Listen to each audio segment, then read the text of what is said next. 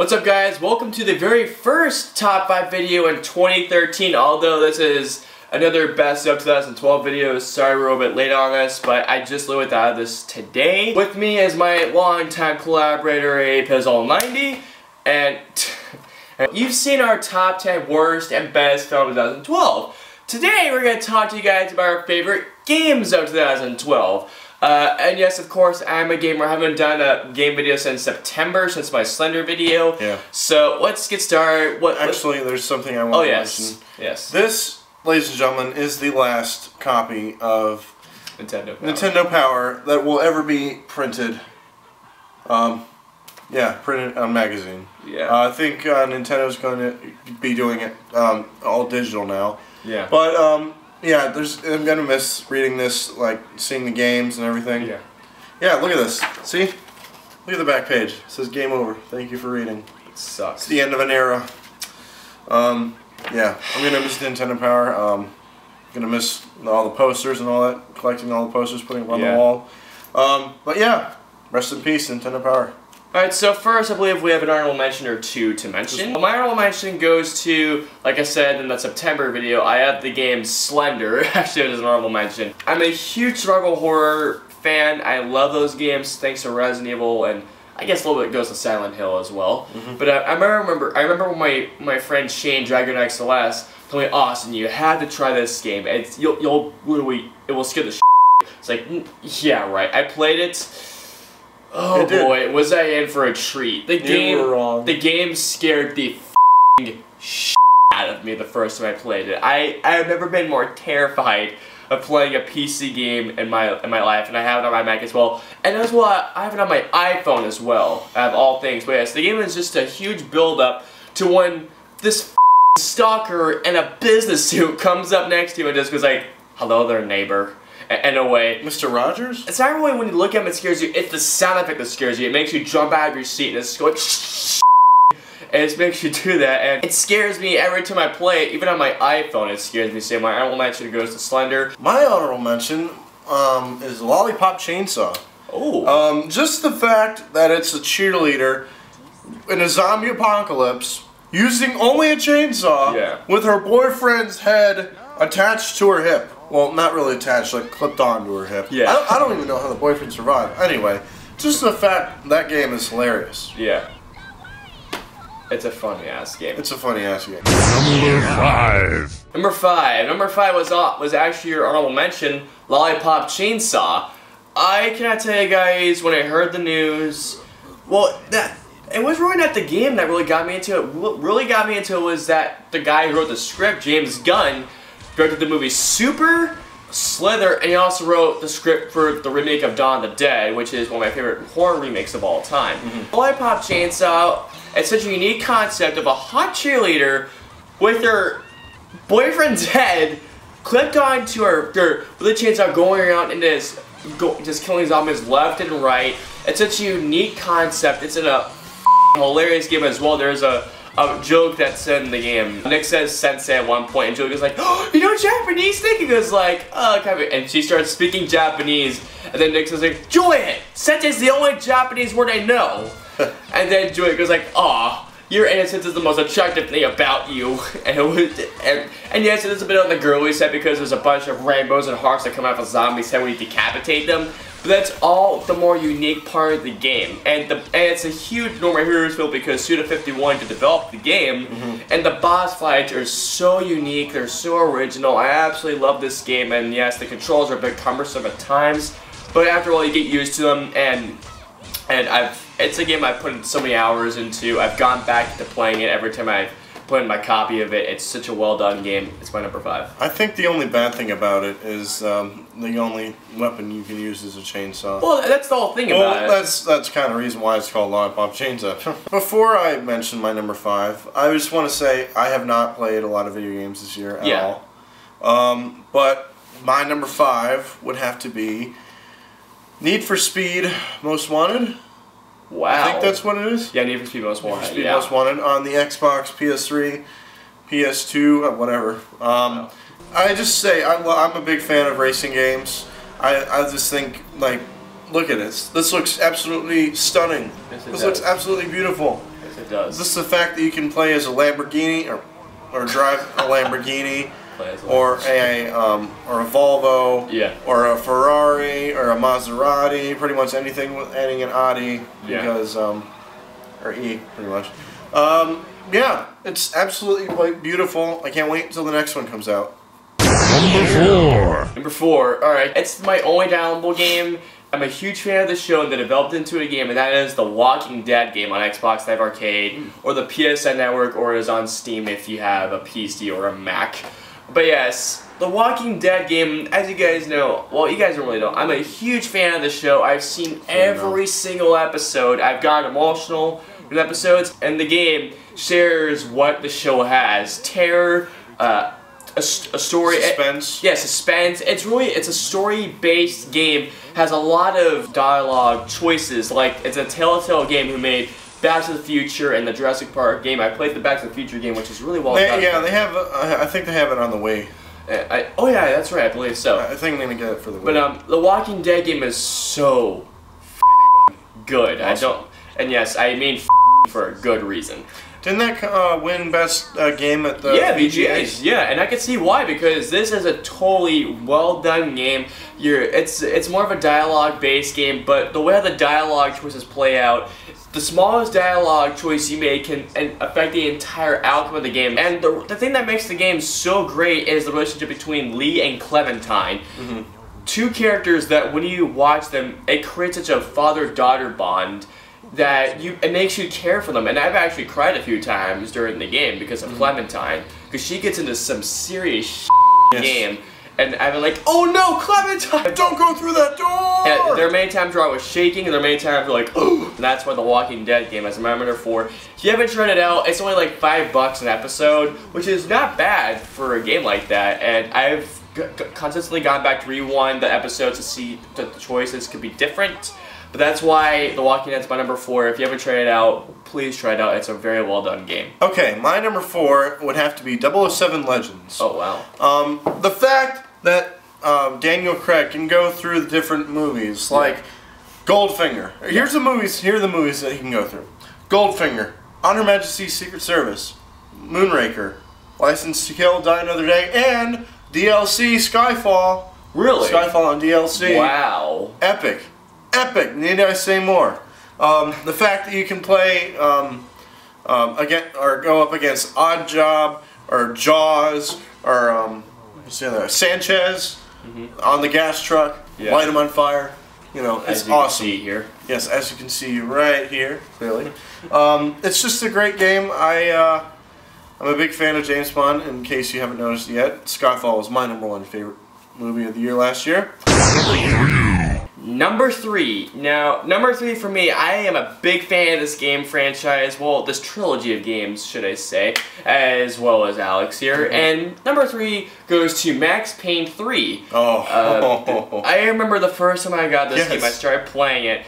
It is so brutal, it's so dark, it is so bloody. And I gotta tell you guys, I've never had so much fun killing a person in slow motion. Is it based off the movie?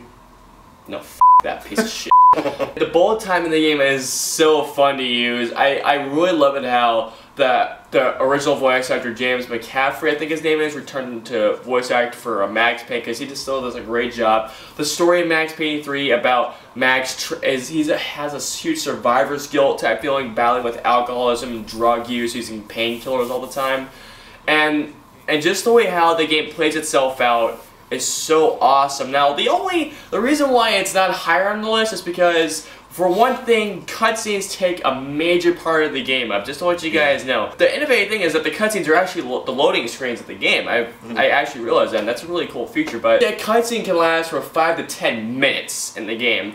But I'm a huge movie guy, so I was actually entertained watching the cutscenes. There's one sequence that stands out to me, and that's the airport sequence. The game, it is one of the best sequences I have played in the game this year, which is why it's my number 3. For those of you who do not know, I am a huge sports fan. Oh boy. So you probably know what's coming, and I'll give you a hint. It's not Madden. Thank God. My number 3 is NCAA 2013. Well, thank God you didn't NCAA choose football Madden. 2013. Yeah, Madden was pretty bullcrap because they got rid of franchise mode.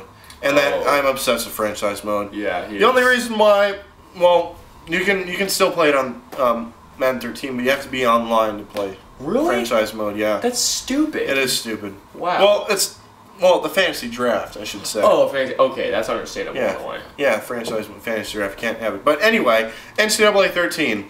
I love the fact that you can play as past Heisman Trophy winners like Robert Griffin III or Carson Palmer or everybody's favorite Tim Tebow. I'm not a football guy, so yeah. Keep going. Yeah, so the fact that you can play them like different schools, like RG3 can go to Texas, or Carson Palmer can go to Hawaii, or Tim Tebow can go to Georgia, where he should have gone. And just user help. And just the Road to Glory and Dynasty modes are always great. Number 2. Now, this was a game that I recently just got about 2 to 3 months ago. It was a game series, a trilogy of games, actually. I wasn't really too much of a big fan of, but the third one pulled me in, and that is Far Cry 3. Now, I never played Far Cry 1, I played Far Cry 2, and the biggest reason why I quit the game about 5 hours after playing it is because, for one thing, I didn't know where the to go. But Far Cry 3 fixed those issues, and Far Cry 3 is such a gorgeous looking game, whether you play it on a regular screen TV or an LED screen, which is what we have over there. I've played it, and it's such a phenomenal looking game. I've heard it's looking a lot better on the PCs. The thing I love about this game is that it's really how the open world interactions work. You can go hang gliding, which is really fun. I've crashed and died a couple times actually doing that. You can hunt animals, sharks. You can hunt sharks. They scare the living shit out of me every time I hunt them. You can hunt crocodiles. You can hunt so many things, and that wildlife actually. But why would you want to do that, man? Because it's fun, and you craft. Killing animals is not fun. Hey, all I can say is the survival of the fittest. Enough said. More ammo pouches, bigger wallets, more places to put guns in, places to put drugs in to enhance your hunter-like instincts. The story is really well done of how you're just going on a vacation, but this asshole named, what's his name? Raz? Yes, that's his name. Raz just kidnaps you and just tortures you, kills your brother, believe it or not, and you have to go on and take revenge on him. It's really well done. The gameplay, the gunplay is really well done. And the thing I love about the most of this game is that it's a huge world, and the thing is, I haven't explored the entire world yet. It's so huge. I've spent maybe 20 hours on the game so far, haven't even completed it yet. That's how much I love it. I just cannot complete this game, and plus, the fact that there's so much to do. And the other thing I love about this game, one more thing I have to mention, is that when you go around, you see these little red rocks that are trials. If you beat a certain trial, you actually have your name on the game plaque so that your friends can see your progress in the game, and I've actually got my name on one of those plaques. Find it, take a picture. Yeah, and good luck with beating it, because the challenge I did was pretty damn hard. Find it. Far Cry 3 is my number 2 game of the year. If you haven't played it, I really recommend it. Please buy it. It's truly one of the best open world games I've ever played. Okay, I had really had a tough time to decide between number 2 and number 1, number 1, number 2. But in the end, this might be a little bit of a surprise also, because I'm a huge fan of wrestling. You can probably see what's coming here. My number 2 is WWE 13. WWE 13. I haven't played it yet. So. The fact that you can go through the greatest moments of the Attitude Era, quite possibly the greatest moment, or the greatest era of wrestling history, as seen right here. It's just truly unbelievable. Like, you got so many people you can unlock. You got like Stone Cold, The Rock, Chris Jericho, Shawn Michaels, etc., etc., etc. And plus the creation mode. I'm a huge lover of the creation mode. You know this. Yeah, of course. You know this. I'm like He's a huge created a care. There are 50 slots for created wrestlers. Wow. 50. That's a lot. Yes, that's a lot of people. And the customization is truly in a class of its own. It's number 1. Alright, the number 1. My number 1 favorite game of 2012. This game I knew was going to be my number 1 from the moment I played it. This was a game my friends Cody and Dragon XLS had to persuade me to buy, because I was really skeptical of buying it at first. This was made by Gearbox Software, who is making Aliens Quantum Marines, my most anticipated games of this year. And this is a game I've spent so much time on. I've created 3 to 4 characters already on it, and that is Borderlands 2. I absolutely loved this game, and this game is such a huge improvement over the first one. The first Borderlands game has not really much of a good story. It's a very paper-thin plot to it. Borderlands 2, however, really improves upon that, and as much as that as the writing as well. And this comes to the villain, Handsome Jack, excuse me. Handsome Jack is not only a great villain, but he's hilarious. He's like Biff, in a way, from Back to the Future. Mark Fry! You want to beat the shit out of him, but in a way, he's such a likable character. Characters are so cool to use, and the thing I love is that you can actually team up with the original Borderlands characters in this game. Wow. I've teamed up as Maya the Siren with Mordecai the Hunter. I think I've teamed up with Lilith at one point, my character from the last game. The graphics are really improved, the gameplay, the gunplay is so awesome. The characters are really, really cool around. There's this one girl character I love called Tiny Tina, who is like, she's like a little girl on crack. It's a long game, and the final boss fight is so awesome, and it is one of those plot twists in the game. I was actually, it's called the Warrior. That's what the looks like. Yeah. It's a hard thing to kill, believe it or not. When more players come in, the enemies get tougher, there's better loot, and plus, other thing I love about the game is that things to do constantly, whether you're looking at landmarks, doing side quests, or just trying to make your character look cool. There's a lot of things to do, and Borderlands 2 has blown me away like no other game has in 2012. And that is why I love Borderlands 2 the most, and that is why it's my #1 favorite game of 2012. I loved it that much. Like I said before, I had to really decide between number 2 and number 1. Yeah. Number 1, number 2. So, I'm a huge fan of this franchise. He's a huge fan. Austin knows. Yes. My number 1. Tekken Tag Tournament 2. He's a huge fighting game fan. I'm a huge fan. It's a great stress reliever. Oh, yeah. A great stress reliever. For me, my stress reliever is Gears of War 3, but I'm just saying. Just like Borderlands 2, like Austin said, there's a lot of customization. Loads. And like WB 13, there's a lot of customization as well. Yeah. I'm just gonna read the ratings. Game Informer gave this an 8.5 out of 10, which is pretty much a B. I say it's, for me, I say it's an A+. Oh, wow. Because there's so many unlockable characters. One of my favorite characters, True Ogre, makes a return. True Ogre makes a return, and also Unknown. That bastard. Who? True Ogre. True Ogre, that huge. He's got a freaking snake on his arm. Look at this. He will annihilate you. Look at this. He will annihilate you. Yes, I will annihilate you as king on Xbox Live. Definitely hit me up, Severus X3. Well, that's really my gamer tag, but he goes on there sometimes. Yes, because he has gold. And he does not. I have silver. Yes. I'm cheap. Alright, so those were our top 5 favorite games of 2012. Sorry again for getting this list out a bit late. I just thought of this list today. We're just filming today.